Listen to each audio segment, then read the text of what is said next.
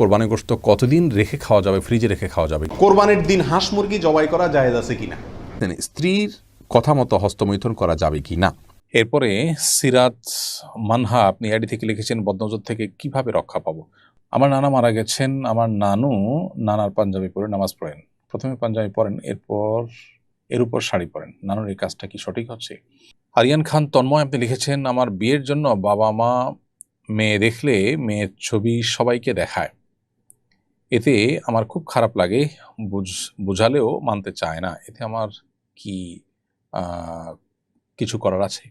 খাদিজা খানম আপনি লিখেছেন, অনেকে বলে মাগরিবের ফরজ নামাজের প্রথম রাকাতে সূরা কদর পড়া ভালো, এ ব্যাপারে জানতে চাই। মিলিয়া আশা আপনি লিখেছেন, মাগরিবের আজানের সময় খাওয়া যায় না, এই সময় মৃত ব্যক্তিদের খাবার দেয়া হয়, খাবার খেলে মৃত আত্মীয়দের খাবার দেয়া হয় না, এ ধারণা কি সত্য? সুলেমান বিন নুরুল হক আপনি লিখেছেন, জিনের সাহায্যে রোগ নির্ণয় করা অথবা রোগীর মা বাবার নাম নিয়ে সমস্যা নির্ণয় করা কি শরিয়া সম্মত কিনা?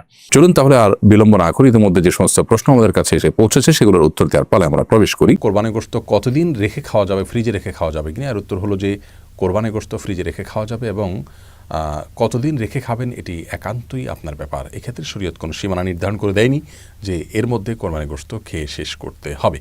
সুলেমান বিন নুরুল হক আপনি লিখেছেন, জিনের সাহায্যে রোগ নির্ণয় করা অথবা রোগীর মা বাবার নাম নিয়ে সমস্যা নির্ণয় করা কি শরিয়া সম্মত কিনা?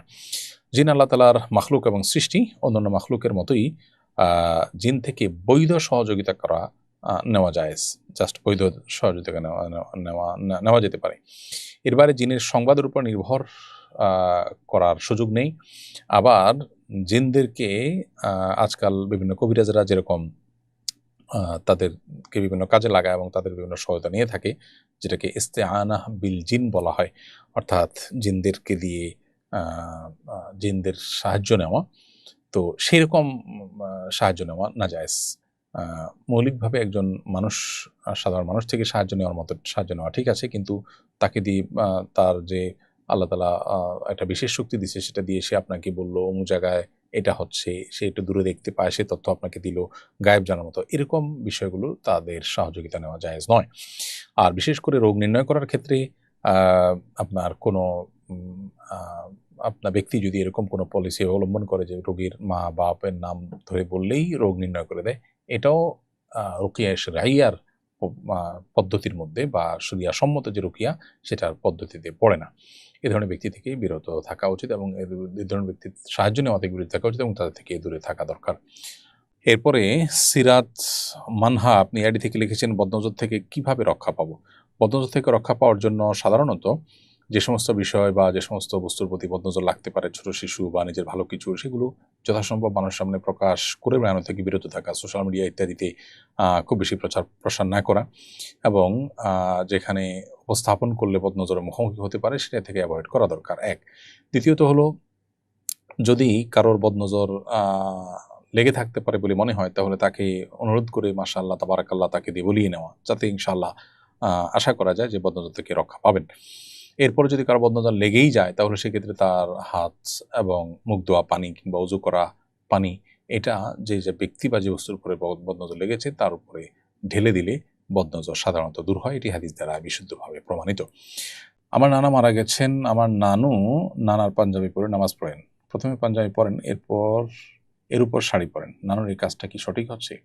না, এটা ভুল হচ্ছে, কারণ আবু দাউদে বর্ণিত হাদিসে নবী সাল্লাল্লাহু আলাইহি ওয়াসাল্লাম বলেছেন, লাআনাল্লাহুল মুতাশাব্বিহাতু মিনান নিসা বির-রিজাল। যে সমস্ত নারীরা পুরুষদের বেশভূষা এবং পোশাক আশাক ধারণ করে, তাদের প্রতি আল্লাহ তাআলা লানত বর্ষিত হয়, এটি হাদিসে নিষেধ। এটি নানাভাবে আমাদেরকে ক্ষতিগ্রস্তও করে। সেজন্য একজন নারী পুরুষের বেশভূষা ধারণ করা, একইভাবে একজন পুরুষ নারীর বেশভূষা ধারণ করা, এটি নাজায়েজ। অতএব আপনার নারীর এই কাজটি করা উচিত নয়। মিলিয়া আশা আপনি লিখেছেন, মাগরিবের আজানের সময় খাওয়া যায় না, এই সময় মৃত ব্যক্তিদের খাবার দেয়া হয়, খাবার খেলে মৃত আত্মীয়দের খাবার দেয়া হয় না, এ ধারণা কি সত্য? এটা সম্পূর্ণ ভুল ধারণা, ভিত্তিহীন কথা, এর সাথে ইসলামের কোনো সম্পর্ক নেই।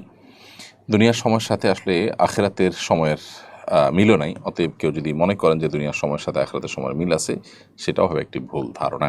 খাদিজা খানম আপনি লিখেছেন, অনেকে বলে মাগরিবের ফরজ নামাজের প্রথম রাকাতে সূরা কদর পড়া ভালো, এ ব্যাপারে জানতে চাই। মাগরিবের প্রথম রাকাতে মাগরিবের ফরজ নামাজের প্রথম রাকাতেই সূরা কদর বা অন্য কোনো সূরা নির্দিষ্ট করে পড়ার অপরিহার্যতা কথা অথবা নির্দেশনার কথা কোরআন সুন্নাহর কোথাও নেই। তবে নবী করিম সাল্লাল্লাহু আলাইহি সাল্লাম মাগরিবের নামাজে সাধারণত একটু ছোট এবং সংক্ষিপ্ত কেরাত পড়তেন এবং যেটাকে কিসার মুফাসসাল বলেছেন ফুকাহা একরাম, কর্ণিকরা একেবারে শেষের দিকের যে সূরাগুলো সেগুলো পড়তেন। স্ত্রীর কথা মতো হস্তমৈথুন করা যাবে কি না?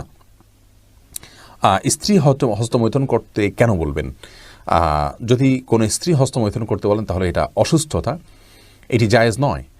কোরআনে কারিমে আল্লাহ বলেছেন যে মানুষের যৌন চাহিদাকে চরিতার্থ করবার জন্য আল্লাহ বৈধ যে পথ রেখেছেন, স্বামী স্ত্রীর যে মিলনের পথ রেখেছেন, এবং বৈধ পথ ছাড়া অন্য কোনো উপায়ে যদি কেউ তার যৌন চাহিদাকে চরিতার্থ করে, আল্লাহ তাআলা বলেছেন ফাউলাইকামুল আদুন, তারা সীমালঙ্ঘনকারী। সূরা মুমিনুনের শুরুর দিকের আয়াত থেকে বোঝা গেল যে হাত দিয়ে যদি কেউ বীর্যপাত করে তাহলে সে সীমালঙ্ঘনকারী, কারণ এটি কোনো সুস্থ বা স্বাভাবিক পদ্ধতি নয়। বিধায় স্ত্রী চাইলেও তার হস্তমৈথুন করা জায়েজ নাই।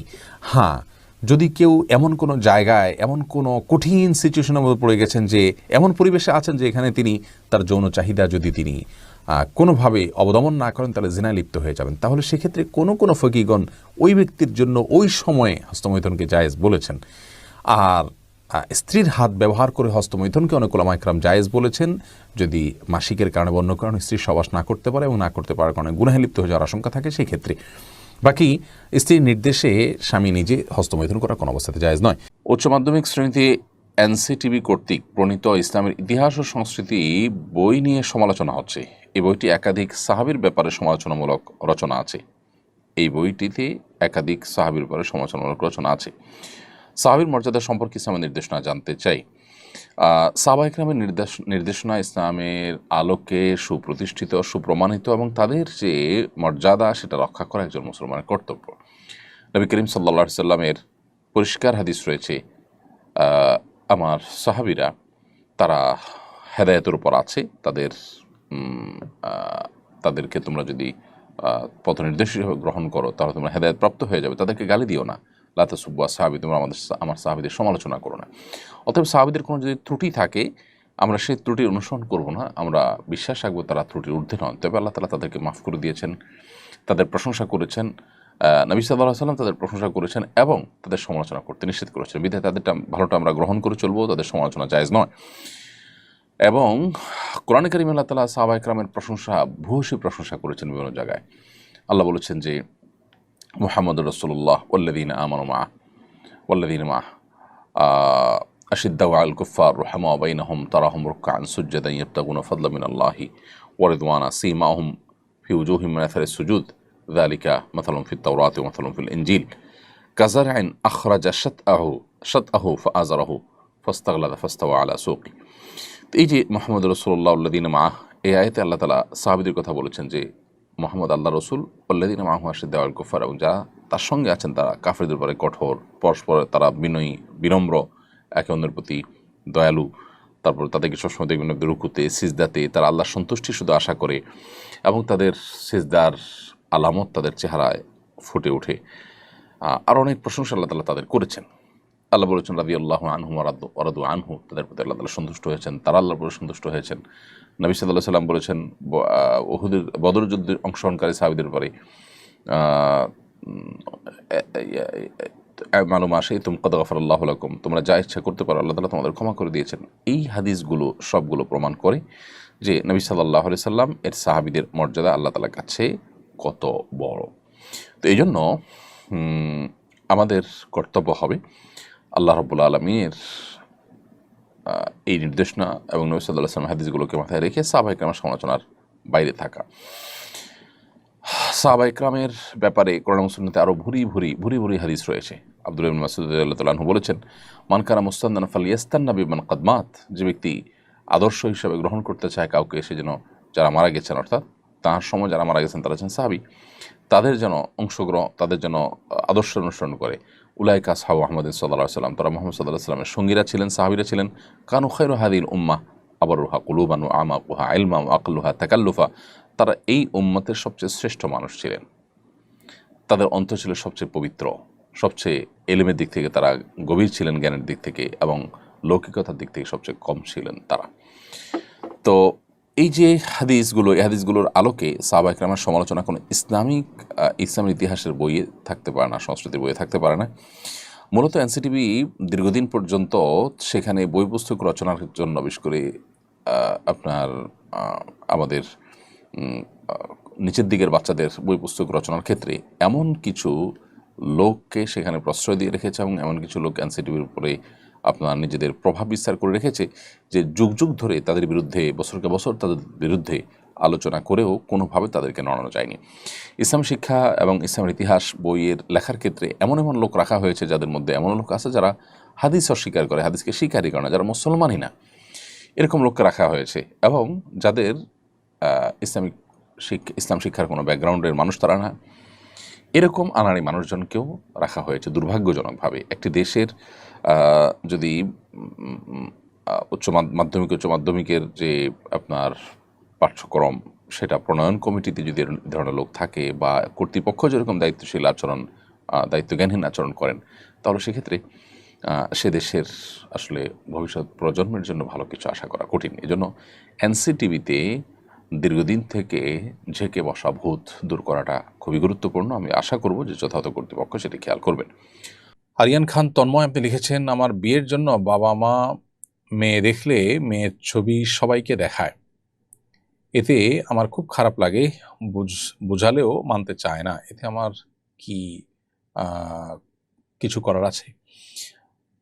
ভাই আরিয়ান খান তন্ময়, আপনার বাবা মা আপনার বিয়ের জন্য যখন মেয়ে দেখেন, পাত্রীর ছবি অন্য পুরুষদেরকেও দেখান, তাদেরকে আল্লাহর ভয় যেমন আপনার দেখানো উচিত, ঠিক তেমনিভাবে বিচক্ষণ বিদগ্ধ আলেমুলামা যাদের প্রভাব তাদের উপরে আছে তাদের মাধ্যমে তাদেরকে বিষয়টাতে আপনার সংশোধনী আনা উচিত এবং তাদেরকে বোঝানো উচিত।